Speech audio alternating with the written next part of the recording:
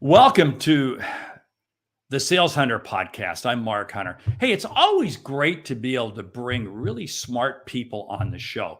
In just a moment, Larry Levine is going to join us. And he's a really smart person because, well, he wrote the book Selling from the Heart. And if you haven't followed what's going on, hopefully you'll get a chance to talk about it. But we're going to be talking about trust in sales and the importance of it. So let's get on with the show, shall we? You're listening to the Sales Hunter podcast with Mark Hunter, where the focus is to help you as a salesman sell with confidence and integrity. And now here's your host. And there is Larry Levine. Hey, Mark. What's going on? I tell you what, we're actually recording this on a Friday afternoon at like 4:00 Central Time. And it's great to catch up with you. It's absolutely great because, again, whether I talk with you at the beginning, our calls normally occur at like 4 o'clock in the morning. 4 o'clock. Okay, wait, hang on. That's 4 o'clock West Coast time. Right. Pacific time. Right. Because that's the only time you ever want to make available for me. No. Let's reverse this one out. Okay. Hey, Mark, when can we talk? It's got to be really early in the morning. I know you get up early. That's why we talk early. See, I just try to maximize my day. But here's the thing. I know when I talk with you, I leave the conversation feeling much more positive because, thank you. Selling from the heart is truly a movement. You've talked about that a lot before. But here on today's episode, we really want to talk about trust. And here's the question I want to pose to you. Every salesperson says, "Oh, I sell with trust. Oh, I sell with trust." I mean, it's like that is such a throwaway word. And yet trust means something totally different to the customer. And they don't see it that way. Why? Why is that disconnect? I think here's one of the big reasons I firmly believe this. And wow, I'm just going to go there and just say it is I really don't know if salespeople, and I'm really going to go and lean into sales leaders, if they've ever asked. I'm a big believer in this, Mark. You can learn a lot if you just ask your customers and the buyers things. And it's not rocket science 101, but if salespeople, especially when it comes to trust, if salespeople would just lean into their customers for just a moment and just ask them, right? What does trust mean to you? What's a trustworthy relationship look like to you? How do you know when speaking with somebody if they're trustworthy? And then just listen, and you'll be amazed what starts to happen. I think salespeople are afraid to ask that question. Well, because they're afraid of what they may hear, and then they go, they might go, I haven't been carrying myself. However, if we flip this around, think of all the aha learning moments you as a sales professional can learn. You'll be amazed, but you have to set aside your fear. You have to set aside your ego, and you just have to ask, and you'll be amazed what happens when you ask. This is so cool because what you're talking about is we have to overcome our initial fear because, again, it's like this is a warm and fuzzy question. And what happens if the customer doesn't want to go there? Or what happens if they share something I'm not comfortable with? But like you just said, the insights are amazing. And hey, the chat board is lighting up. I love one of the comments. I'm going to put it back up there. Peter says it's sales happy hour. I love that. It's so good. And I'll just throw this out there. I think it's how salespeople phrase this. And I'm a big believer, Mark, words and messaging matter. And you can't, as salespeople, we can't just throw out, can you tell me what trust means to you? We have to integrate this into our conversations that we're having with our customers.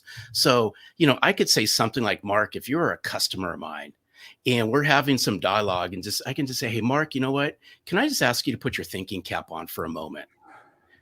Can you agree? And Mark's going to go, sure, I'll put my thinking cap on.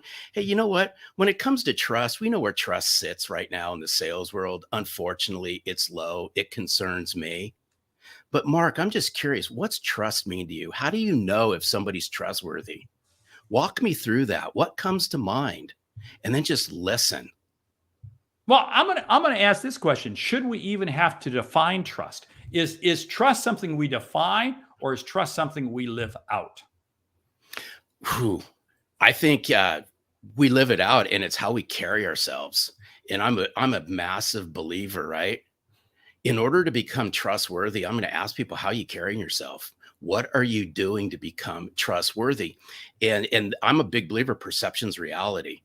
And I've shared this with salespeople. I share it with sales leaders all the time. Is, listen, I believe, unfortunately, we're behind the 8 ball already in sales. The minute we walk into a conversation, somebody in the back of their head's going, can I trust this person? Are they credible? Are they worthy of me engaging in a conversation?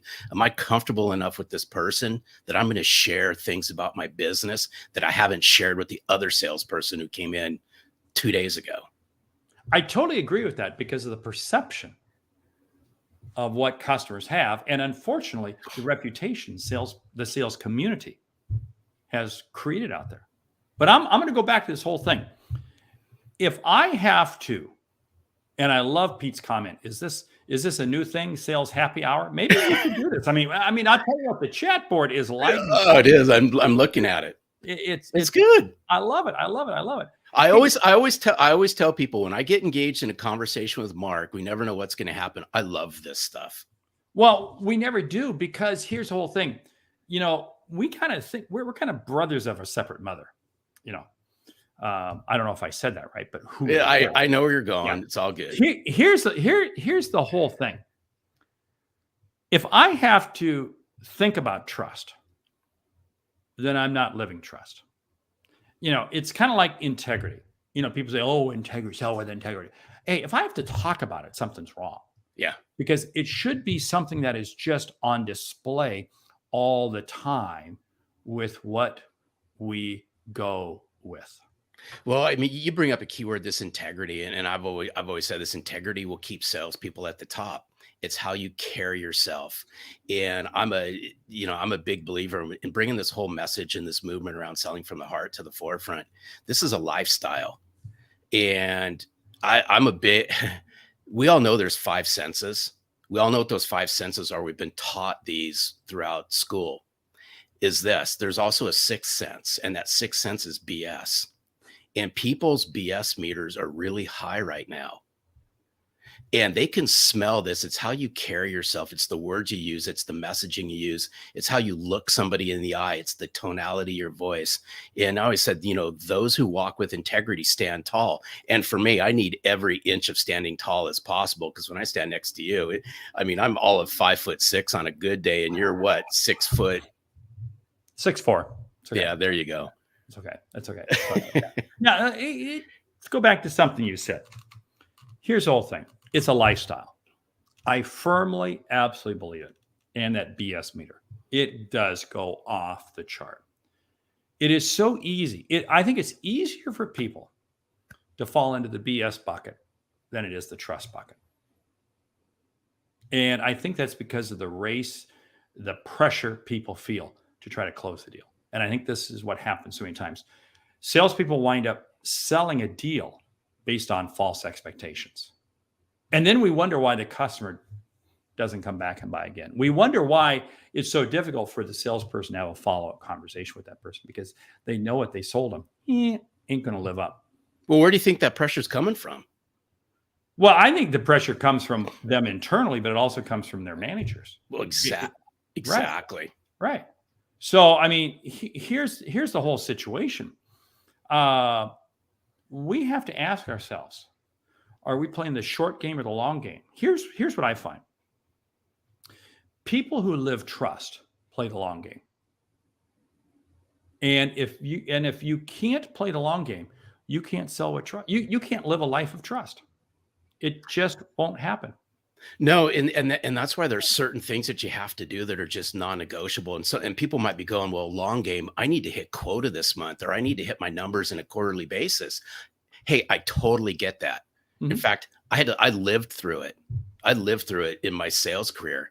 But I will tell you this, I was never going to sacrifice what I firmly believe in to make a sale at the end of the month. I was never going to go down that road.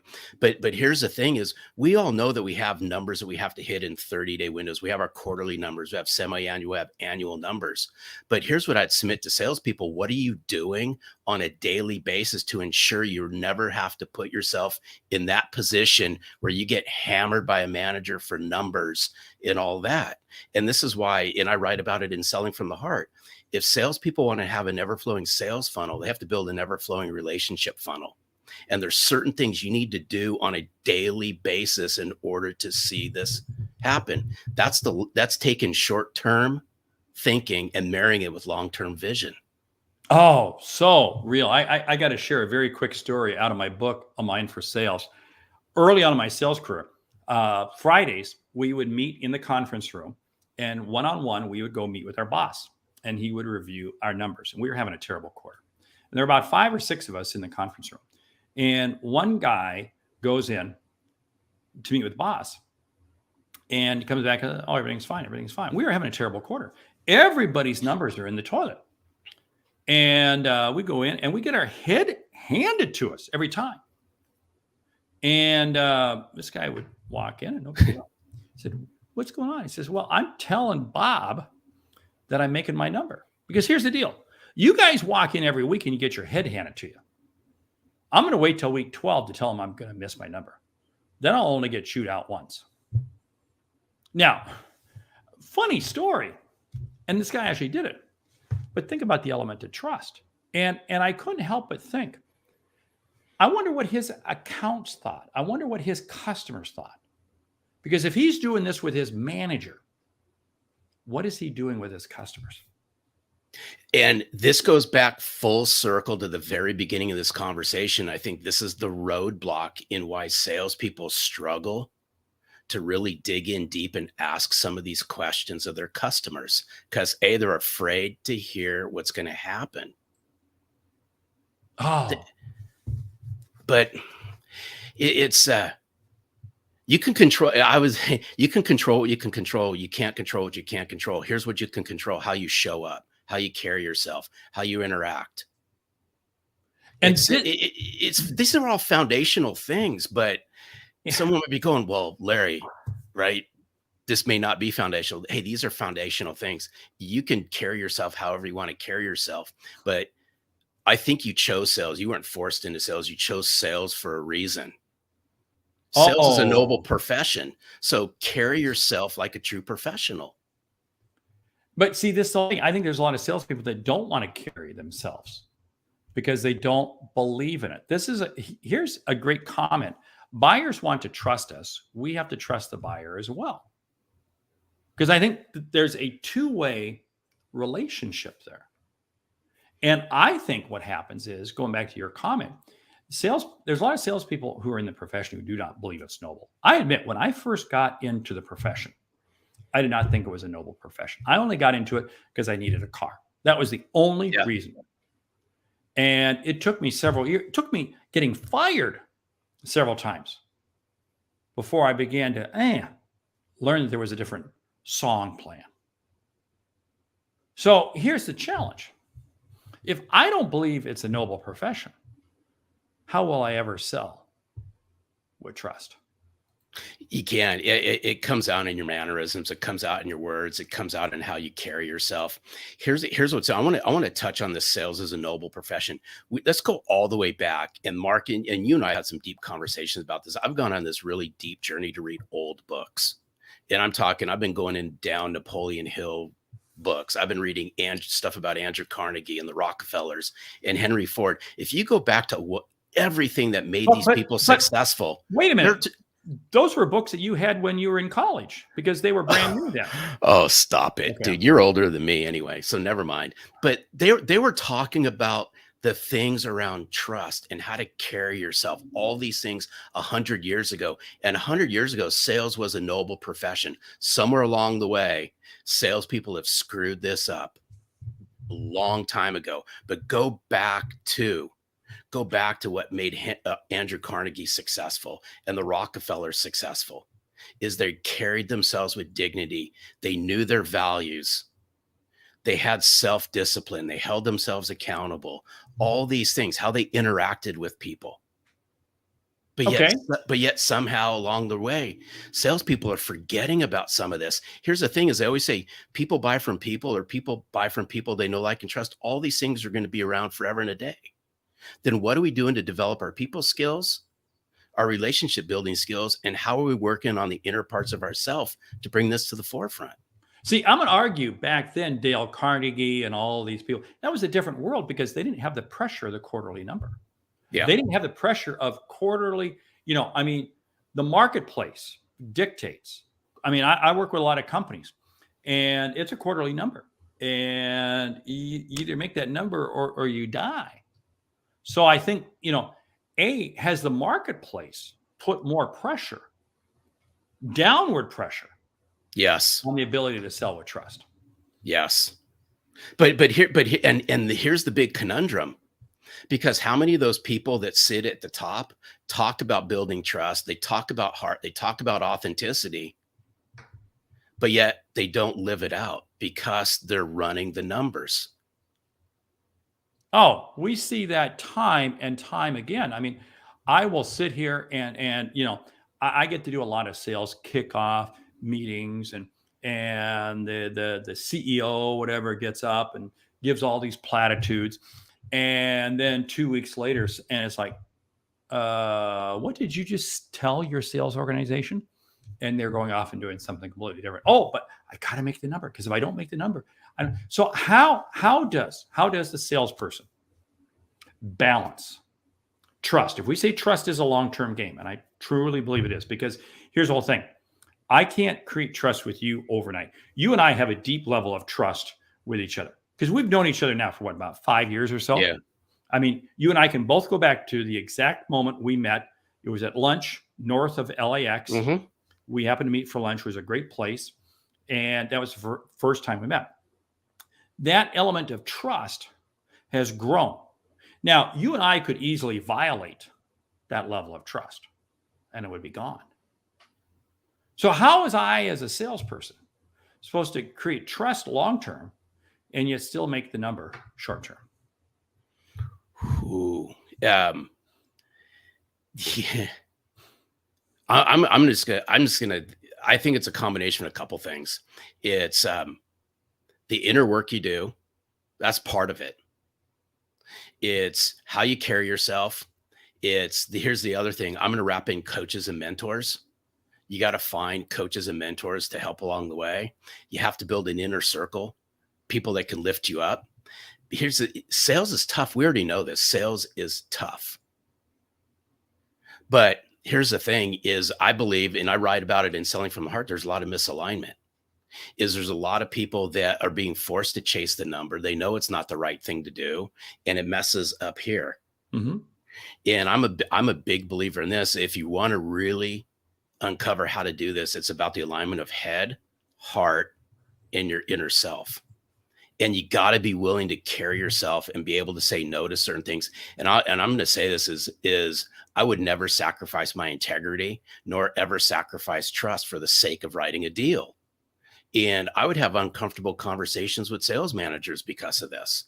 But I was never going to ruin my reputation and sacrifice long-term client relationships based on a short-term sale just to appease a manager and hit a number.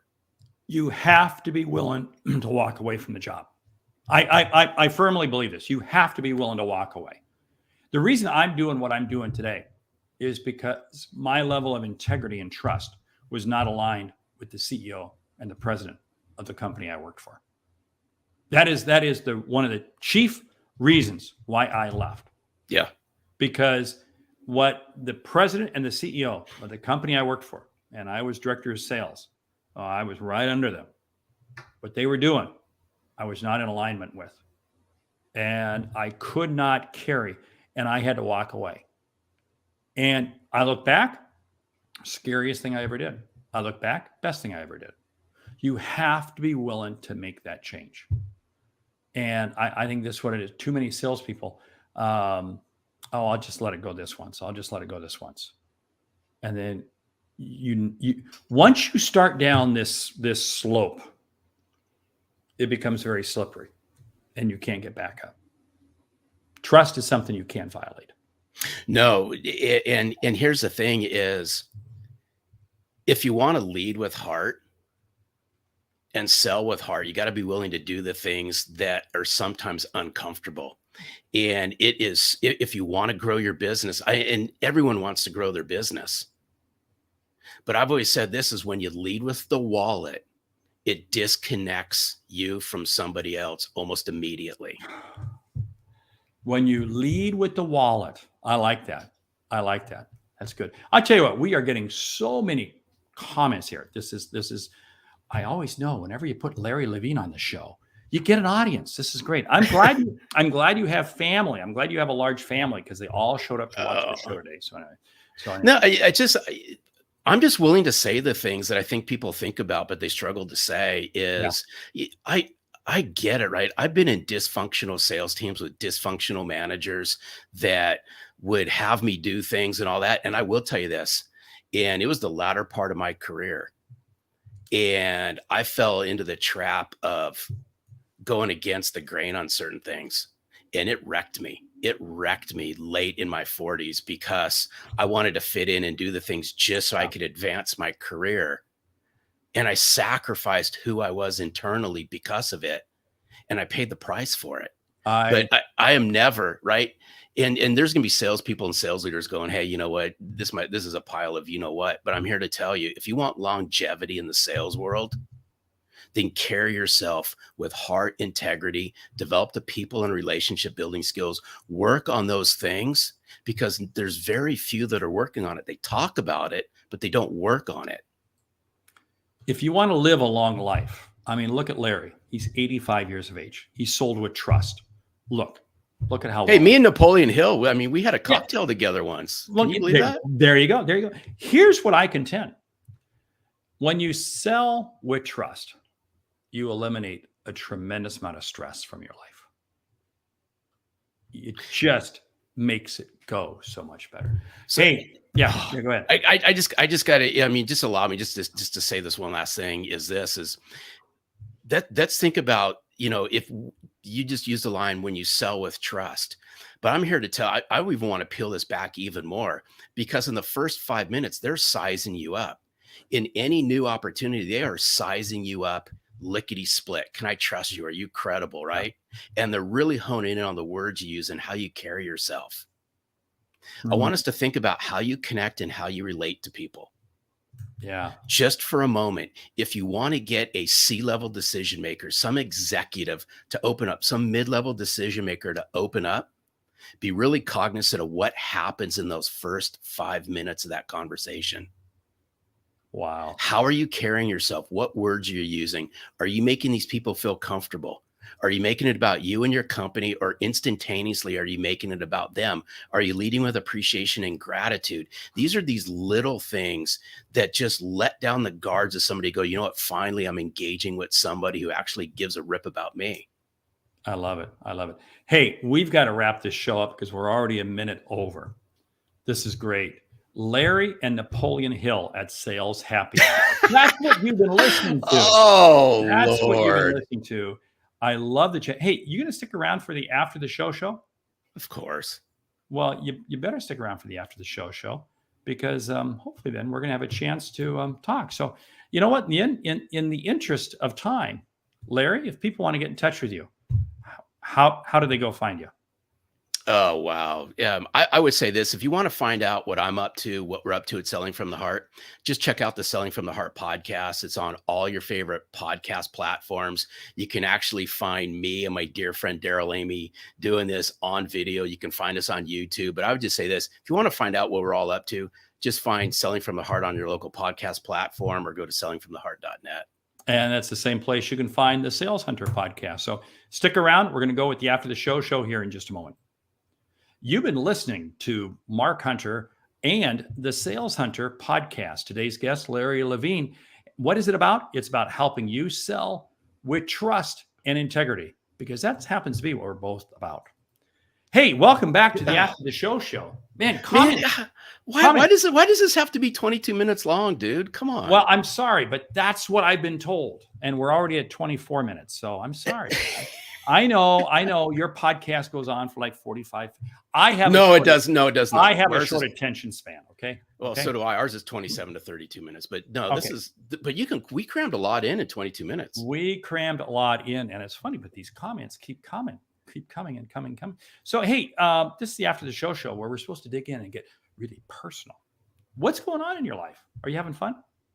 Yes. It's, I still go back and I remember this conversation we had as plain as day, Mark, right? Because you've been a huge inspiration. You've been a mentor to me this whole time.